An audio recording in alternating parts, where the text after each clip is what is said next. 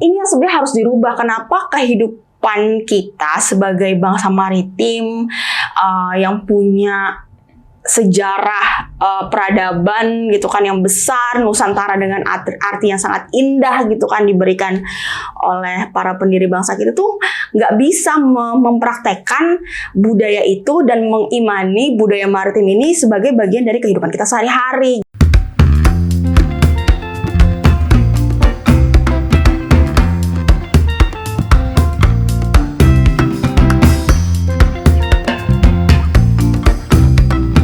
Assalamualaikum warahmatullahi wabarakatuh. Salam kebajikan untuk kita semua. Selamat datang dalam acara podcast perdana KPP MPI. Bersama saya Furkon sebagai host dalam acara Dru Muda Bahari yang muda yang bicara. Sebelum kita melangkah ke dalam podcast ini, saya ingin memperkenalkan dulu apa itu KPP MPI. Jadi KPP MPI adalah Kesatuan Pelajar, Pemuda dan Mahasiswa Pesisir Indonesia. KPP MPI ini adalah sebuah gerakan bagi pelajar, pemuda, dan mahasiswa yang memiliki keterkaitan dengan wilayah pesisir maupun orang-orang yang peduli dengan wilayah pesisir di Indonesia dan ingin memajukan wilayah pesisir Indonesia. Pada podcast perdana ini, kita mengundang Kak Dini selaku narasumber untuk ikut mengisi podcast ini. Halo semuanya, saya Dini Sastroatmojo. Saat ini saya bekerja sebagai analis politik dan juga tenaga ahli Wakil Ketua MPR RI yang kebetulan juga menjadi bagian dari Komisi 1 DPR RI. Latar belakang pendidikan saya itu, saya hubungan internasional dulu sarjananya, dan memang dulu waktu jadi mahasiswa itu sering banyak terlibat sebagai aktivis maritim.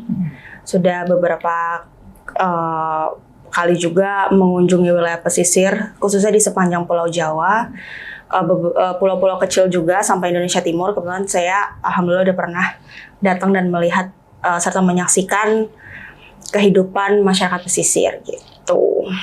Pernah bikin kajian juga waktu itu sama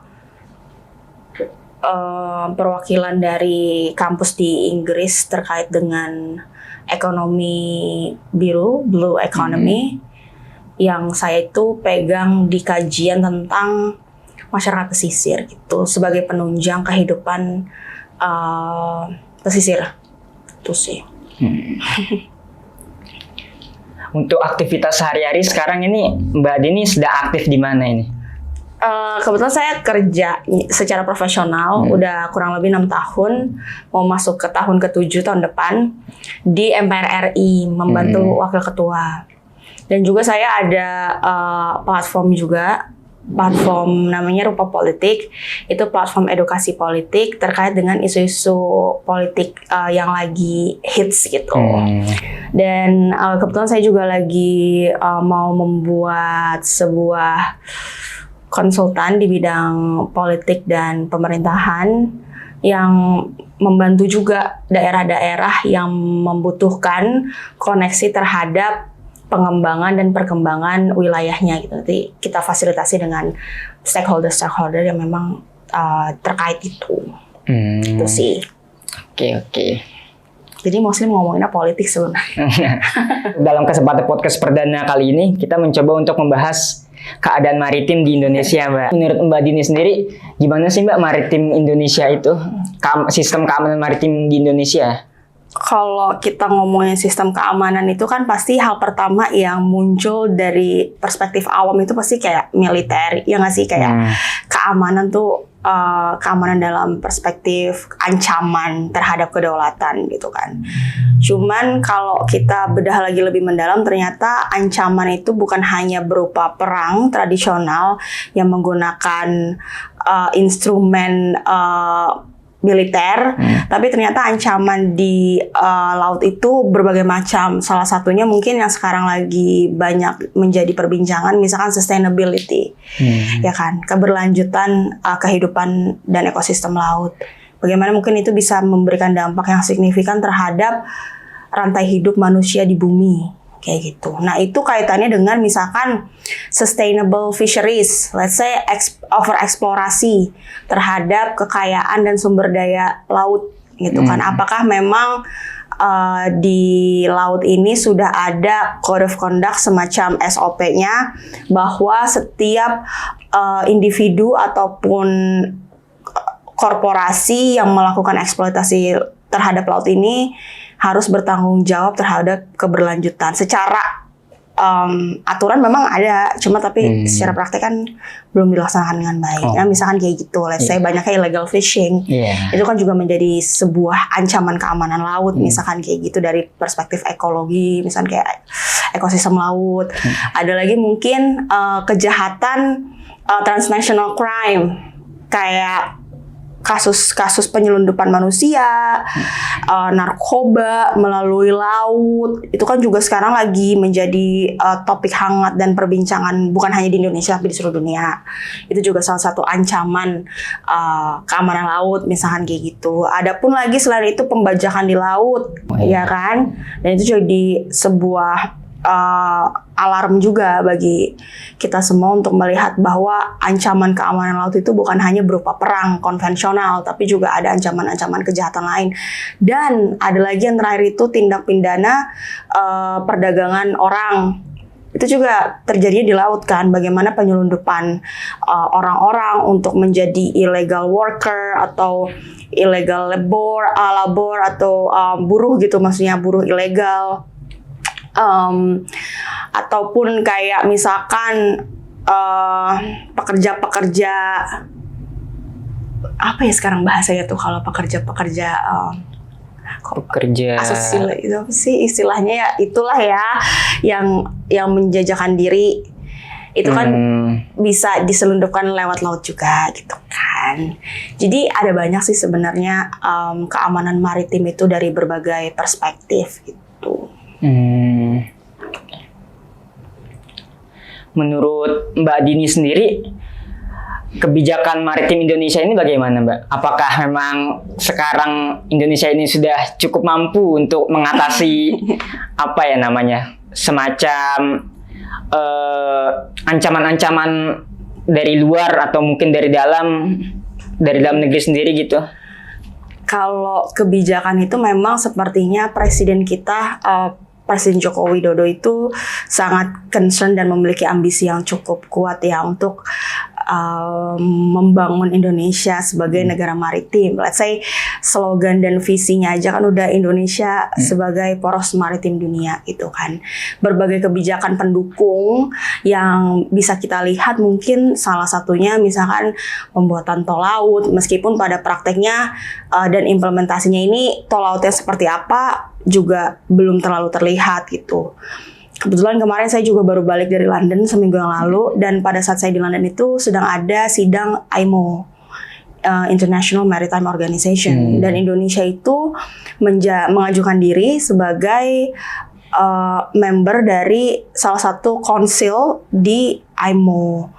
Dan hal tersebut mungkin juga menjadi salah satu bentuk komitmen Indonesia ya untuk bisa menjadikan negara ini sebagai negara yang memiliki konsep pembangunan dengan visi-visi maritim, sehingga dengan bergabungnya Indonesia menjadi anggota IMO Council B, Council C kalau nggak salah, if I'm not mistaken ya, it's IMO Council C, kita ngajuin diri sebagai anggota di situ. Itu juga bisa menciptakan ekosistem maritim yang lebih terstruktur mungkin, lebih implementatif nantinya, jadi lebih ada dukungan juga dari dunia luar untuk bisa menciptakan dan mewujudkan visi Indonesia sebagai poros maritim dunia. Dan banyak hal-hal lainnya sih, di mengesampingkan bahwa ada kekurangan sana sini, kontroversi sana sini terkait kebijakan. Cuman ya mungkin kita sebagai masyarakat bisa mendukung dan ikut aktif juga berpartisipasi mungkin ya dalam pewujudan Indonesia sebagai negara poros maritim dunia. Menurut Mbak Din sendiri, saya pengen meng-highlight salah satu isu yang yang masih hangat di dunia internasional ya, terkait Laut Cina Selatan ya, yang namanya One Belt Road itu yang diajukan oleh Cina itu kan Iya Om. ada apa namanya, obor ini kan sempat menyerempet wilayah-wilayah laut Indonesia itu. Menurut Mbak Dini sendiri gimana itu?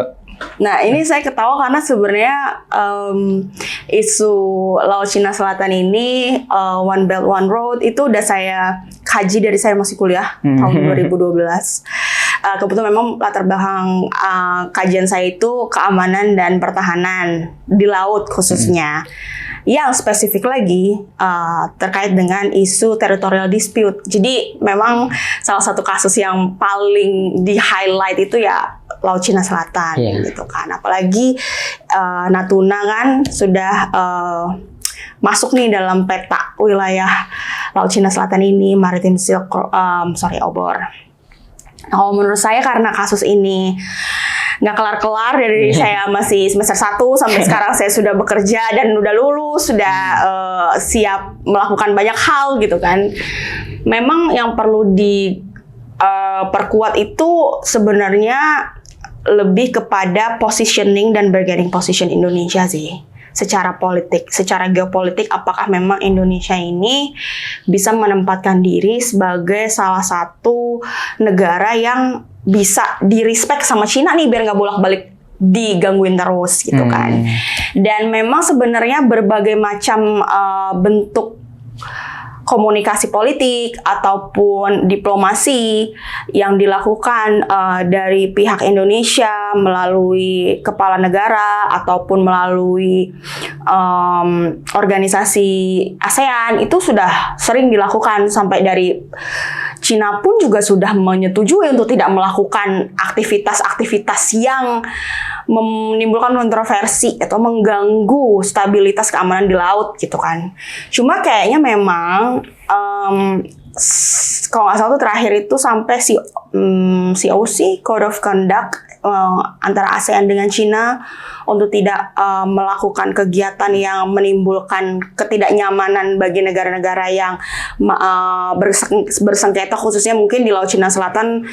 Itu paling sering kayak Vietnam, Filipina ini kalau nggak salah beberapa bulan lalu juga habis protes nih sama Cina kayak kenapa mereka melakukan latihan di artificial island di Laut Cina Selatan gitu kan. Makanya konsep-konsep seperti kita harus menyebutnya sekarang Laut Natuna Utara bukan lagi Laut Cina Selatan, itu mungkin bisa menjadi salah satu opsi juga untuk menghapuskan hegemoni atau kekuasaan Cina yang merasa dirinya memiliki kedaulatan atas wilayah perairan tersebut. Padahal wilayah perairan tersebut kan sebenarnya high seas, laut bebas gitu kan, yang tidak bisa dimiliki karena, dan juga memang beberapa kerjasama bilateral ataupun multilateral yang dilakukan Indonesia dalam upaya untuk memitigasi adanya konflik yang merugikan gitu kan Indonesia itu udah dilakukan juga. Cuman balik lagi sih kayaknya mungkin kasus Laut Cina Selatan ini harus dilakukan komunikasi yang nggak tahu intens kayak gimana ya, kayaknya dari hati ke hati udah, dari secara kepentingan tuh kepentingan gitu juga udah. Mungkin Indonesia harus lebih kuat aja kali ya, supaya kayak orang, dalam artian bukan takut karena Indonesia itu mengancam, tapi takut respect karena Indonesia punya kemampuan gitu untuk melindungi setidaknya wilayah kedaulatannya dan juga rakyatnya gitu. Kayak gitu sih. Takut kontroversial soal ngomongin. Mantap.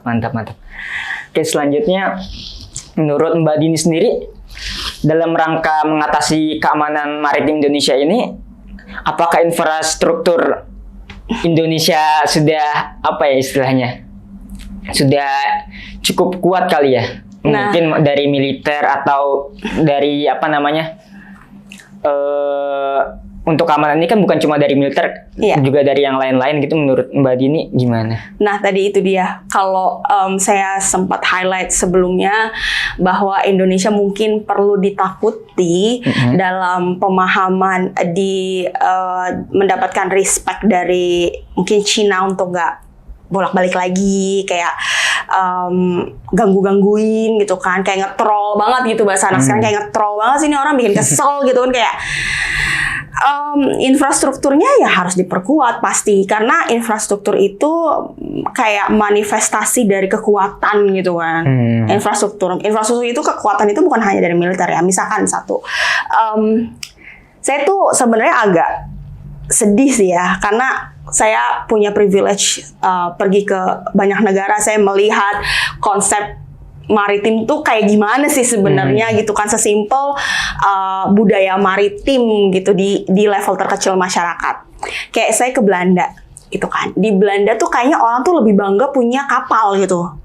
Jadi kalau lagi summer nih, musim panas nih, lagi summer nih di Eropa sekarang, itu tuh mereka tuh berbondong-bondong jadi tuh dia tuh di tengahnya kan emang kayak ada dam gitu kan, kayak air gitu. Jadi orang tuh kayak wisata gitu, berlayar. Jadi di depan rumah mereka tuh yang diparkir bukan mobil, tapi kapal-kapal kecil gitu. Terus misalkan saya baru balik dari London gitu kan. Di London itu kan ya kita tahu lah, London itu kan salah satu negara dengan sejarah peradaban maritim terbesar di dunia kan. Itu kayak let's say Sungai Thames lah gitu kan di tengah. Karena kan kayaknya kalau saya belum pernah sih ke laut di Inggris juga. Cuman kalau saya lihat aktivitas maritim dia itu terlihat dengan jelas. Kayak setiap hari tuh ada waktu-waktu di mana jembatannya tuh dibuka buat kapal lewat. Jadi kayak mobil-mobil tuh harus nunggu sampai jembatannya ditutup. Itu kan sebenarnya mungkin orang kayak ya udah terus apa gitu. Tapi itu kan bentuk dari manifestasi gitu budaya maritim, di mana orang-orang sudah menjadikan maritim ini kayak lifestyle sehari-hari. Mereka terekspos dengan hal-hal yang kaitannya dengan maritim. Jadi exposure terhadap kehidupan maritim, exposure terhadap budaya maritim ini sudah dirasakan masyarakat sampai level ke bawah gitu kan. Nah, terus saya ke Turki gitu kan, yang kita tahu Turki juga negara perairan gitu kan. Nah, itu tuh di tengah Turki itu kan I think namanya Bosporos, Sungai Bosporos atau Laut Bosporos itu kan di tengah kota, di mana kita tuh lagi makan aja di restoran, pemandangan kita tuh laut dengan kapal-kapal yak, kapal-kapal mewah gitu kan. Kita kan cuma bisa ngeliat kayak gitu kan di Ancol. Jadi mindsetnya beda gitu. Kayak ini yang sebenarnya harus dirubah. Kenapa kehidupan kita sebagai bangsa maritim yang punya sejarah peradaban gitu kan yang besar, Nusantara dengan arti yang sangat indah gitu kan diberikan oleh para pendiri bangsa kita tuh nggak bisa mempraktekkan budaya itu dan mengimani budaya maritim ini sebagai bagian dari kehidupan kita sehari-hari gitu kan. Jadi kayak kalau maritim, kalau kapal segala macem tuh nggak ada sebuah kemewahan di situ, tapi penuh dengan keprihatinan gitu kan. Tapi kalau yang saya lihat tuh kayaknya kalau hal-hal maritim kayak di Turki, London, Belanda, yang sebenarnya nggak segede kita punya wilayah perairan gitu, itu tuh kayaknya wah banget gitu. Kayak udah beda aja vibe dan point of view kali ya kita istilahnya. Kalau kita memberikan respon terhadap satu isu itu dengan hal-hal yang membangun itu, jadi beda vibe-nya gitu. Itu sih menurut saya, infrastrukturnya ya belum mendukung ya. Jadi saya nggak mau terlalu jauh, itu bukan domain saya. Cuman kalau bisa diperbaiki untuk bisa mendukung visi tersebut ya semoga pemerintah bisa memberikan anggaran yang besar. Sebenarnya saya mau bahas juga nih kayak bukan kemunduran ya, cuman ada satu keprihatinan ketika kita punya visi membangun Indonesia sebagai poros maritim dunia, infrastruktur keamanannya aja masih kontroversial. Kayak misalkan siapa nih yang punya wewenang untuk menegakkan kejahatan di laut gitu. Siapa yang punya wewenang untuk melakukan patroli, siapa yang punya wewenang untuk merawat laut gitu kan. Anggaran TNI AL aja itu masih jauh postur anggarannya dibandingkan misalkan let's say TNI AD yang meskipun memang belanja terbesarnya masih belanja prajurit, belanja non tactical gitu, maksudnya bukan kayak alutsista gitu. Cuma maksudnya kayak hal-hal seperti ini tuh harus diperhatikan gitu kan, dan ya mungkin karena kita udah mau pemilu, presiden baru bisa menawarkan solusi gitu kan. Nah jadi ya kita lihat aja nanti. Oke. Mungkin kita ke ini selanjutnya, ke pertanyaan selanjutnya. Menurut Mbak Dini sendiri sebagai pemuda Indonesia, pemuda pesisir di Indonesia, apa peran yang bisa kita lakukan untuk menjaga keamanan maritim di Indonesia ini? Jadi kalau kita ngomongin kontribusi dan partisipasi pemuda dalam upaya menjaga keamanan maritim, sebenarnya sesimpel menjaga kebersihan pesisir sih.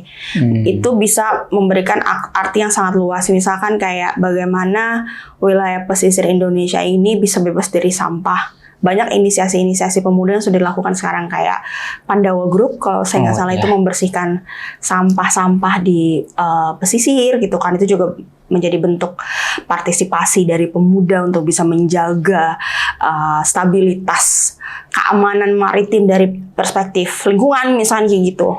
Terus sesimpel pemuda bisa mengadvokasi dan memberikan edukasi kepada para nelayan yang saya sangat sedih kenapa nelayan itu nggak ada anak muda. Ya, orang tua semua. Tapi kalau kita lihat di luar negeri tuh sebenarnya nelayan-nelayan tuh anak muda banyak banget gitu kan. Dan memang pemerintah mempunyai program insentif terhadap pemuda-pemuda yang mau jadi petani, yang mau jadi nelayan gitu kan. Jadi dari situ kan ada pemikiran dan inovasi. Kalau kita misalnya nelayannya ini anak muda sarjana lulus S1 misalkan perikanan terus jadi nelayan, dengan ilmu dan kemampuan dia, dengan kreativitas dia, mungkin dia bisa menciptakan sebuah inovasi sustainable fisheries misalnya kayak gitu, sustainable fishing, di mana misalkan bentuknya berupa edukasi gitu. Startup sekarang udah banyak yang memfasilitasi nelayan-nelayan untuk bisa memperbaiki kehidupannya. Cuma apakah dalam memperbaiki kehidupan itu dibarengi dengan edukasi bahwa nelayan ini juga harus menjaga kualitas kehidupan laut, bukan hanya kualitas kehidupan dia sebagai nelayan pribadi misalkan kayak gitu.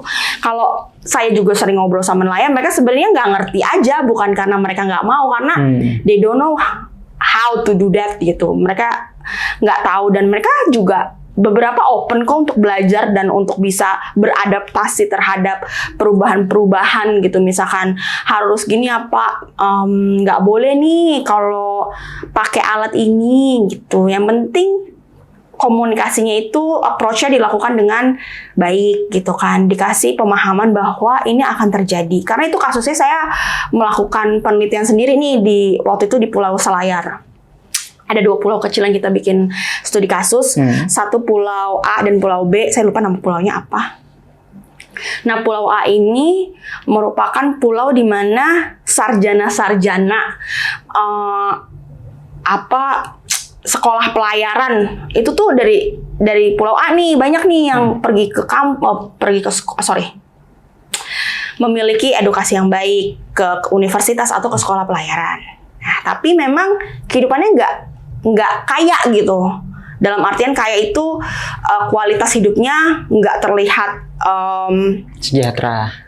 Ya sejahtera secara materi ya, hidupnya sederhana lah, let's say ngomongnya kayak gitu. Tapi fasilitas di sana tuh sangat sustainable gitu. Di sana tuh juga udah banyak informasi-informasi tentang bagaimana menjaga keberlanjutan laut, bagaimana jenis-jenis ikan bahkan yang bisa diambil tuh umur segini. Itu tuh mereka paham gitu di Pulau A karena teredukasi dengan baik. Exposure mereka terhadap informasi sangat baik.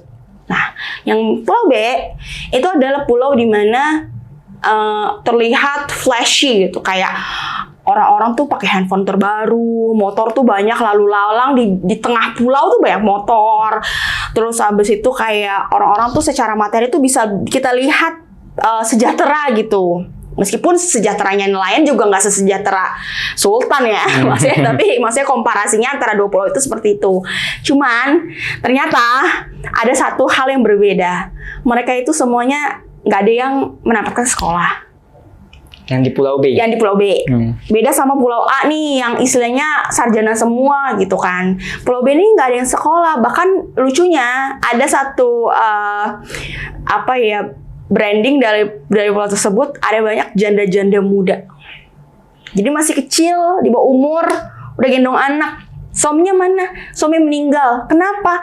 Karena pada saat melaut pakai gas, terus meninggal gitu di dalam laut. Gas yang kayak freon ya. Pokoknya dia pakai gas deh. Pokoknya nggak sustainable fisheries. Jadi dia tuh kalau kan ada banyak tuh nelayan-nelayan yang meninggal karena pakai gas, terus dia kayak berenang ke dalam, menyelam kayak gitu-gitu. Terus mereka juga pakai bom. Melautnya tuh dia pakai bom nangkap ikannya gitu kan. Dan mereka tuh pernah berantem. Jadi Pulau A sama B itu pernah ada satu sejarah berdarah gitu. Sejarah yang benar-benar membuat dua pulau ini tuh nggak akur. Karena Pulau B kalau melaut itu di wilayah Pulau A. Udah gitu ngebom. Jadi rusak semua ekosistem lautnya. Gitu kan. Sedangkan Pulau B kan udah capek-capek ngejaga ekosistemnya buat baik, buat sustainable, buat sehat gitu kan. Dihancurkan dengan tindakan tidak unethical exploration dari si nelayan Pulau B kayak gitu. Nah dari situ tuh saya belajar kayak, oh sebenarnya kalau misalkan memang nelayan ini diajarin, dikasih tahu, diberikan pendidikan dan edukasi, mereka ngerti gitu untuk bisa menjaga laut. Nah siapa yang berperan untuk menjaga ekosistem laut ini? Ya memang komunitas pesisir gitu. Nah tapi kan faktanya di lapangan, komunitas termiskin di Indonesia itu komunitas pesisir. Komunitas yang paling sulit mendapatkan akses pendidikan, komunitas pesisir. Padahal mereka adalah garda terdepan yang bisa menjaga ekosistem laut. Mereka adalah komunitas yang paling kuat harusnya menjaga kedaulatan setiap meter wilayah perairan Indonesia. Gitu. Kalau mereka akhirnya punya edukasi yang baik, ya pasti hasilnya akan berbeda gitu untuk dalam rantai pasok kualitas kehidupan komunitas pesisir gitu. Itu sih. Ya mungkin dalam hal pemuda dan kenelayanan ya. Saya juga mempunyai teman di di Pulau Seribu. Dia juga kuliah di UIN. Jadi memang saya melihatnya sih dia emang nggak ada ketertarikan dengan kegiatan lain, tapi dia ini semacam tour guide. Oh ya itu. Jatuhnya mungkin itu kalau di mata kita sebagai generasi muda lebih fancy kali ya kalau kita jadi tour guide Iya, benar-benar lebih fancy memang. Dibanding kita jadi nelayan muda dan semacamnya gitu. Tapi emang kayak ini bukan buat membandingkan ya. Karena kan saya sebenarnya belajar sih dari hal-hal yang saya dapatkan kayak gitu. Kayak misalkan nelayan di luar negeri gitu. Itu tuh pada kaya. Mereka tuh bukan cuma jadi nelayan, tapi mereka bisa memiliki inovasi. Mereka bikin bisnis sendiri gitu. Jadi nelayan tuh bener-bener bukan yang nelayan nangkep ikan pergi ke tengkulak atau pergi ke koperasi cuma buat makan besok gitu. Tapi mereka karena mereka berpendidikan gitu kan. Ketika mereka menjadi nelayan, mereka tahu bagaimana menaikkan kualitas misalkan tangkapan mereka gitu, dijual dengan harga mahal. Terus mereka juga mencarinya dengan alat-alat yang mungkin udah lebih canggih gitu kan. Karena ya mereka dibekali dengan ilmu pengetahuan yang baik terkait dengan pesisir dan kenelayanan tentang marine education gitu kan. Jadi ya yang kayak gitu sebenarnya kita tuh harus bisa ikutin caranya gitu. Yang sama satu lagi yang menyedihkan menurut saya, karena saya pernah juga ke Pati, kan ada tuh kampung nelayan kan di Pati. Aduh apalah gitu, lupa namanya. Itu tuh lumayan makmur loh. Menurut saya kayaknya nelayan paling makmur mungkin dari gambaran yang saya temukan itu yang ada di Pati itu ya. Karena kalau masuk ke kampung nelayan tuh rumahnya pada tingkat-tingkat gitu, bagus banget. Terus kayak masjid banyak banget, dan masjidnya bukan masjid kumuh loh. Kayak emang mungkin itu satu bentuk rasa syukur mereka mendirikan masjid ketika mungkin tangkapannya lagi banyak atau mereka dapat rezeki yang berlebih gitu kan. Terus saya tanya kan kayak, ini kok beda banget gitu kan dari nelayan-nelayan yang saya lihat. ini apa nih yang dipakai gitu kan, strategi atau konsepnya gitu kan. Ternyata ini saya pernah juga ngomong kayak gini waktu itu 5-6 tahun yang lalu. Mereka itu menjalankan konsep shareholders di kapalnya. Jadi kapal yang besar yang dipakai untuk mereka menangkap ikan itu merupakan konsorsium saham-saham dari nelayan di sekitar situ. Jadi ketika dijual, mereka dapat bagi hasil profit gitu kan. Nah, kalau misalkan mindsetnya bahwa pemilik kapal adalah nelayan dan kapalnya kan kapal besar kan yang bisa melaut kayak 3 bulan, 6 bulan baru balik ke Jawa. Mereka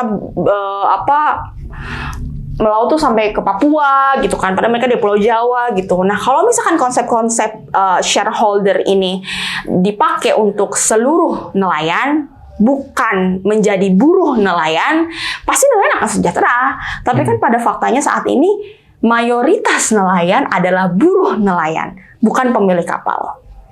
Nah, kalau misalkan buruh, ya dibayar sesuai bosnya, mau standarnya UMR kah atau standar perusahaan, kita nggak bisa komplain. Karena kan kita buruh nelayan, bukan nelayan as in pemilik kapal. Jadi nggak ada tuh yang namanya bagi hasil profit, shareholders, meeting lah apalah gitu, sesimpel kayak mereka dapat keuntungan juga dalam hasil tangkapan gitu. Nah itu sebenarnya yang saya mikir kok di Pati bisa, tapi kenapa di wilayah lain nggak bisa? Gitu. Dan itu sih mungkin yang harus menjadi highlight juga gitu. Pokoknya intinya menurut saya ya, edukasi nelayan itu bukan untuk membodohi, tapi untuk mencerdaskan individu tersebut gitu. Karena konsep edukasi sekarang tuh menurut saya sih nggak mencerdaskan gitu bagi individu nelayan ini untuk bisa memahami nih kehidupan yang baik tuh kayak gini, caranya tuh kayak gini. Jadi kayak cuman dibodoh-bodohi aja, kayak Pak kalau kayak gini bagus kayak gini nanti dapat ini. Jadi mereka pun akhirnya kebingungan kayak informasi yang mana nih yang harus saya ikuti gitu. Ya itu sih yang bikin menurut saya sih yang menyedihkan sih dari apa yang terjadi di Indonesia hari ini. Oke, terima kasih Mbak Dini atas kesempatannya untuk untuk turut ikut dalam podcast ini. Sama-sama, semoga bermanfaat. Terima kasih kepada semua penonton yang juga menonton podcast ini. Sekian dari saya selaku host dalam acara ini. Dru Muda Bahari, yang muda yang bicara. Assalamualaikum warahmatullahi wabarakatuh.